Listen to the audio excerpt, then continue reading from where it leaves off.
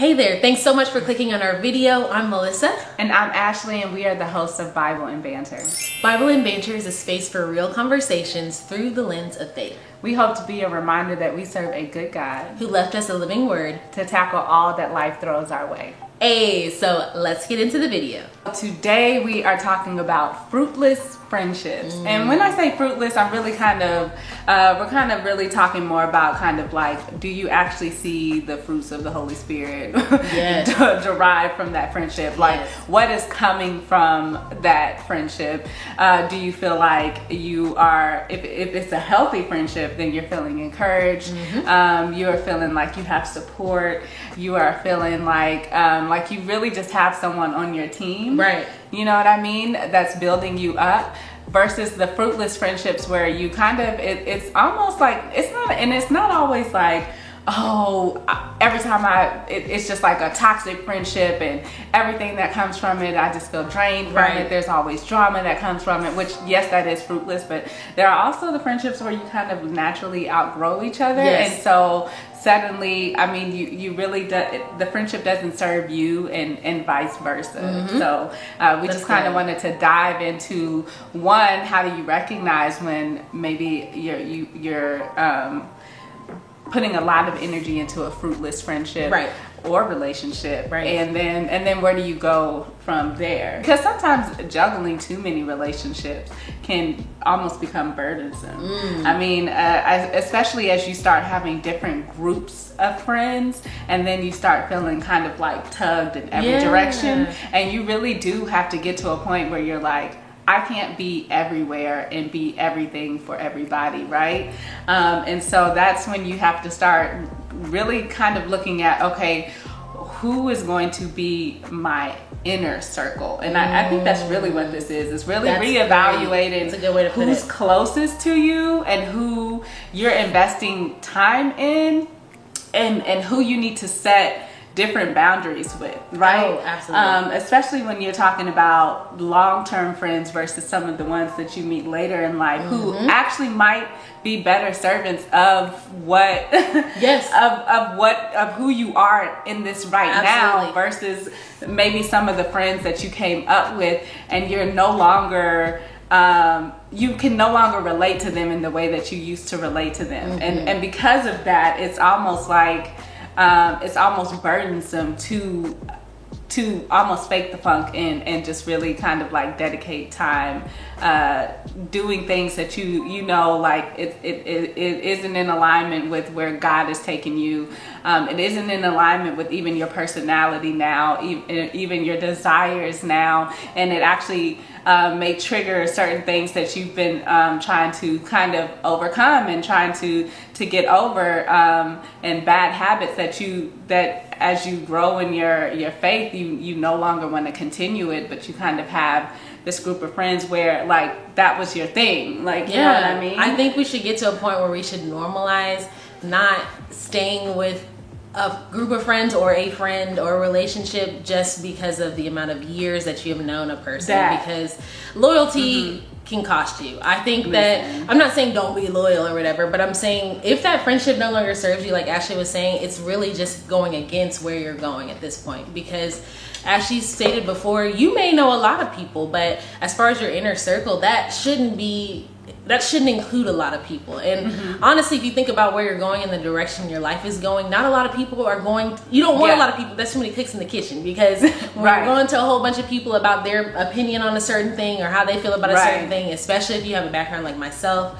where you are a people pleaser, it gets hard, and then you have so many different voices going in your head. You're like, shoot. I think we should normalize the fact that as you progress in life, you may have met people along the way, but that friendship could be so much deeper and so much of a better friendship than people that you've known for, who knows, decades. Decades. So I think that it's totally normal to, as you evolve and grow as a person, that sometimes you do outgrow people, and it doesn't have to be this dramatic scene where it's like, you know, you cheated on me with my boyfriend, and you know, now I gotta cut you off because you're toxic. Sometimes it's like, hey, I'm going this way, you're going this way.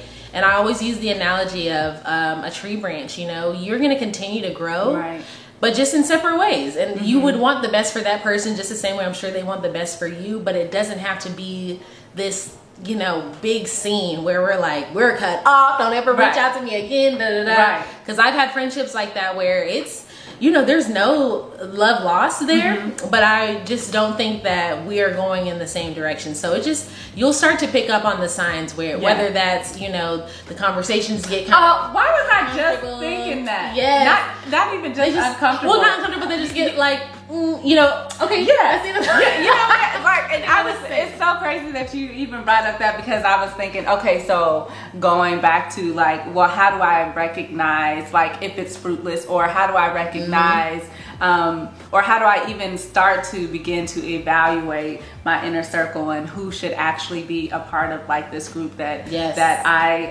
that I dedicate more time to, that I allow in, right? And that I can share more, but anything, you know, that I can truly like open up and be vulnerable and trust them with that, right? And that was exactly the first thing I thought, is like, really start taking note of the conversations that you have with different people. Like, evaluate your conversation, right? Like, I have, you know, people that I've known for decades, but the conversation, within the conversation, like, I find that sometimes it is uncomfortable because they're a little more vulgar. Like, now I'm a little more sensitive to certain like topics, right? And they want to talk more about whether it's like sex, or it's just like, you know, just a lifestyle that I may not align with, right, in this season, right? And then and so when I leave that, like, that conversation, it didn't bear any fruit for me, right? And keep in mind how you feel around people. Like, you either feel the best around, or the people you feel are worse around, or even indifferent. Like, I think indifferent is also a feeling you can have, like with this situation, right? If you feel like you leave the conversation more drained than when you came into it, that's a telltale sign. Right. But then I have conversations with people who I've just met, whether through like us, through our small group that just started a couple years ago, and when I talk to some of them, it really is like me opening up about like we talked about the purpose pain points in a previous video. Like, it really, I'm able to say, you know, look, like, here's where I'm at, man. I've been feeling really disconnected from God. I've been feeling like I've been in a rut lately. I don't quite know what it is, like, or even like, man, God has placed this vision on me, and you can trust them with that, and you can trust them not to take that and sow seeds of doubt and fear in you. Absolutely. And they truly like feed you, but the conversation, it goes back and forth. You pour to them, they pour into you. Exactly. And so just like pay attention to the conversation, because now I'm like, you know what, when I finish talking to her, you know, or him, like, I just feel a little more inspired. I feel a little more heard. I feel a little more encouraged to go back to my word. Yes. You know what I mean? So really evaluate the conversation. Yes, that's 100%. So good that you brought that up. Yes, 100% on that. Yeah, like we said, that the conversation is different. I'm trying to think of another way. Probably, I think it's just something it's a knowing. For me, I have gone through this experience, like, you know. And the thing is, if you clicked on this video, you already know. This is your number one sign. If you're looking at a video like this, like, how can I tell? It's in the back of your mind. You know, it's Holy Spirit giving you that conviction, that discernment of like, hey, you know, whether it is like, get away from this person quickly, or, you know, start to transition out away from this person. You know, in your heart of hearts, like, I feel like we're not on the same page anymore. Right. I feel like we're not aligned, and this might be a best friend that you have known for years and years, and y'all have always been on the same page. And so all of a sudden things are switching up. You know, they're misunderstanding you, you're misunderstanding them. It just seems like you're missing each other. So in those situations, I know it can be scary to think that, oh, if I don't have this person, you know, I may never find another friend like that, or I may never get a type of friendship like us. We were friendship goals back in here. So here's the thing about that. Just keep living. I promise you, I was that way because I had a friend in high school and we were attached at the hip, and you know, it was just we were, everyone was, if they saw me, they saw her. You know what I mean? If you see her, you see me. You know, exactly. And I still love the girl. She's great. She's wonderful. But we just started going different directions, and so I know for me, I was super scared. yeah, super scared, and then also kind of hurt at thinking, dang, like this is a good friend of mine, so maybe I just will never find another good friend. But here is what I got to tell you. So after that was right before I got into the community group that I met Ashley in. It actually ended up finding like my best friends in that group. And here's the thing, my mind was not thinking, you know what, I'm about to find some of my closest friends in this group. My mindset was, I mean, I'm trying to find some people who are aligned and going the direction that I want to go, and I need to give this a shot. And so that was it. That was the whole that was the whole thing. I was like, let me just see, because at least I know at the very base level, these people are all trying to go in the same direction that I'm going. I'm trying to live right. I'm trying to be, you know, go deeper in my faith. And that was all it took.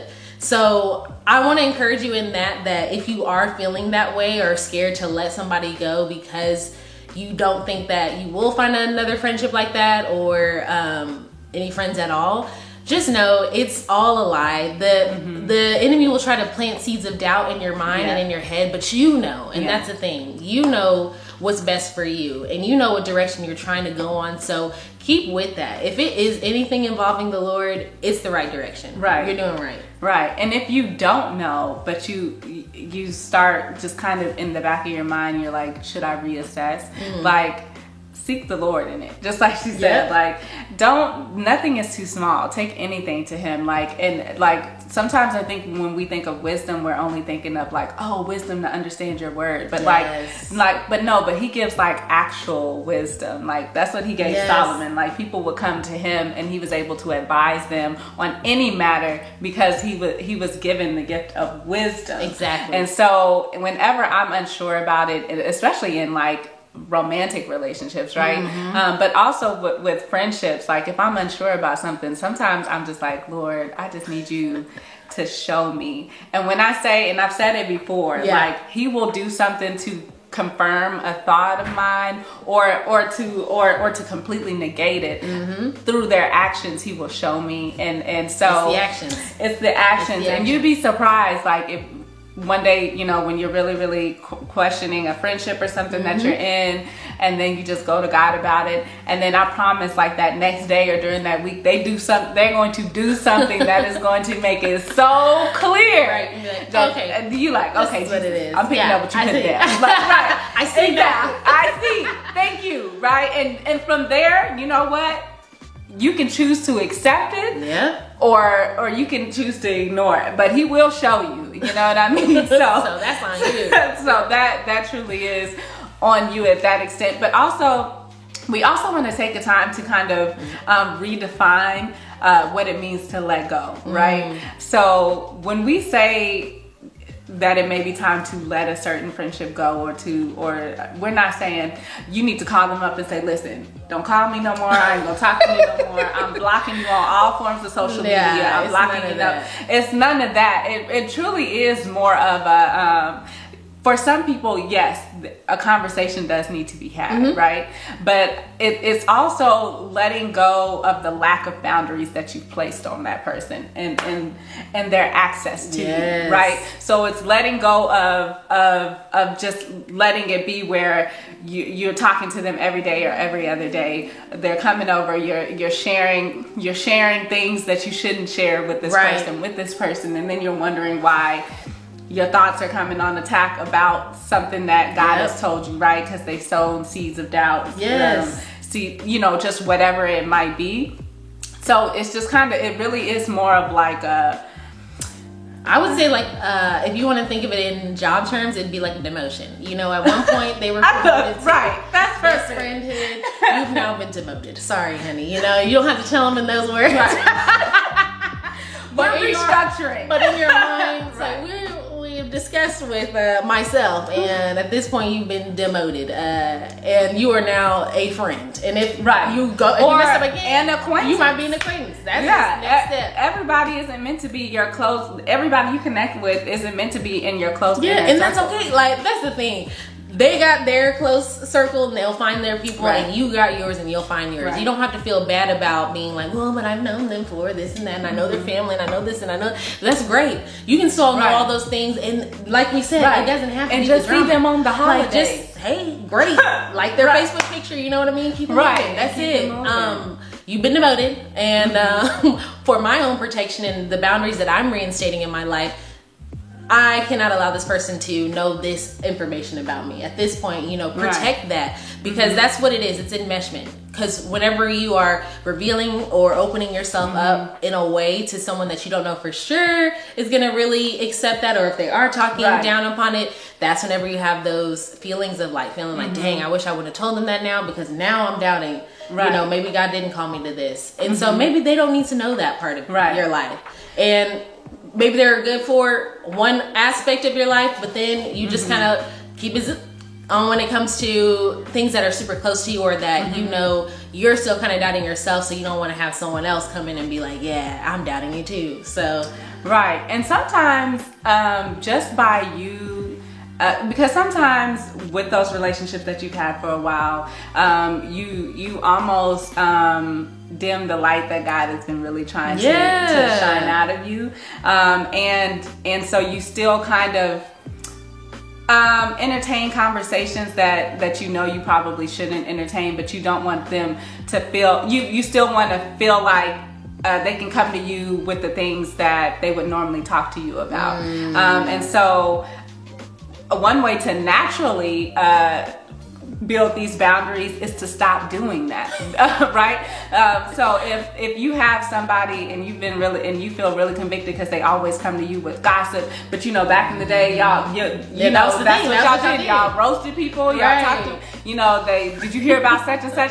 But now in your journey, you feel more like, man, I should really be praying for this person, and maybe not talking about this person in that type of situation. So it may be that you don't add to the conversation if they start going down the route of gossip, or you offered the different perspective, like, you know, yeah, that's messed up what she did, but you never know what anybody is going through, you know. That may be, watch how they react to that. And what's gonna happen is if that's not the route they're trying to go, and that's not the type of conversation they're gonna have, the conversations will become fewer and fewer because you're no longer fueling the fire that they're you know, that they've ignited. You're now evolving, and you're either you're going to come to where I am and meet me where I'm at, or we're probably not going to connect as much. Yes, and let's talk about when it comes to relationships and you're feeling this way, like for your significant other, if you're not feeling supported in a situation like that, how would they maybe handle something like that? With your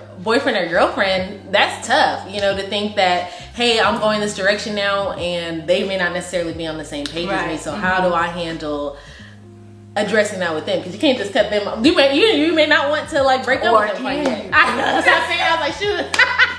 I was like, you may not want to break up with them quite yet, and you're like, maybe this is the one thing, you know, I don't feel supported and such. Yeah, and I think that just kind of goes back to our growing pains.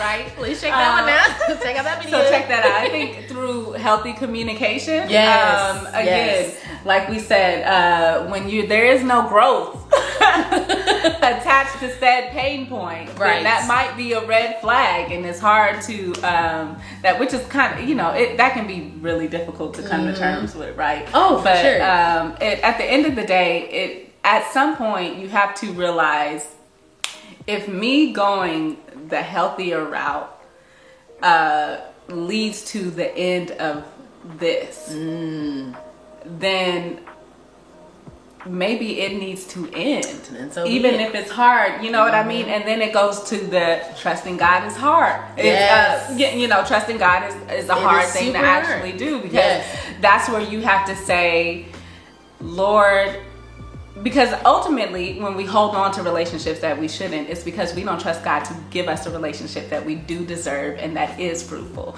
And so at the end of the day, it's rooted in, do you trust God to give you what you actually need? versus you know, you trying to turn something that has no fruit into what you know what I mean? Like you're trying to into an orange. Exactly. It's either apple or orange. Yeah. Listen, my bad, I'm struggling, y'all. No, that was good. Points, but that was good. There was a lot of points made in there that are correct. The first thing you may want to start with is that communication. Like Ashley said, like, I think healthy communication is important. Communicate to your partner that I do not feel supported at this very moment, and give them that specific reasoning why. And it's like, you know, the way that you have been filling my head with doubts because you said that I can't do this thing that I feel I was called to do is hurtful to me. And so if they're not able to comprehend that, or they take offense to it, you know, girl, get out your feelings. Right. Then these are just notes to, you know, might be on the demotion list.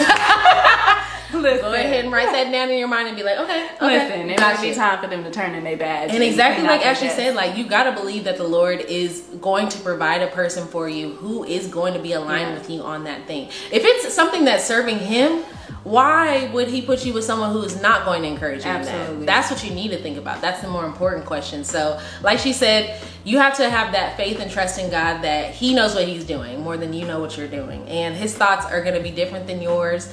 And we know everything is not so black and white, and there's, you know, all the niceties and complexities to your relationship. But here's the simple truth. If it's not going in the direction of where the Lord is centered in that, and he's encouraging you in that, it might just be time, sis. You know, it might be it might be demotion time, and maybe he gets his act right and realizes, you know what, I was tripping there. I hadn't eaten yet. You know, I realized now that there are my ways. I'm not myself when I'm hungry.